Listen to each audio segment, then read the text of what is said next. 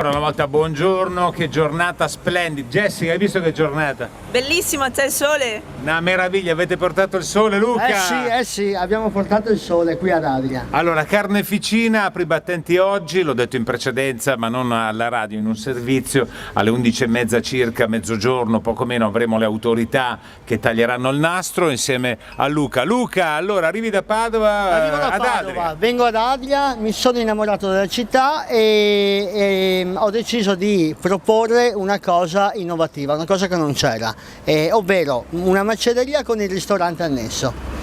Basta. Quindi uno arriva, Uno viene quasi dentro, si sceglie la carne, la vede? Si fa la spesa durante il giorno, alla sera si sceglie il pezzo di carne dal banco e gliela cuciniamo. Jessica, che clientela troverai? Qua i nostri clienti sono bellissimi e bravissimi. Allora, questa mattina abbiamo anche, oltre all'inaugurazione, essendo l'inaugurazione, abbiamo anche dei cadeau, dei regali Sì, per chi abbiamo viene, ma fatto- non roba da niente. Ma no, ma scherzi, noi quando facciamo le cose le facciamo solo in stile e infatti i primi 10 clienti avevano una friggitrice ad aria in omaggio e dall'11° al 70° una bottiglia di Amarone in omaggio, dal 71° in poi un salame gratis. Chi tiene i conti di quante persone sono?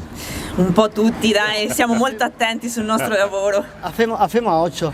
Senti un po', con te il personale femminile, tanto? E lo staff dici? Beh, in totale abbiamo un organico da 10 persone qui su questo punto vendita.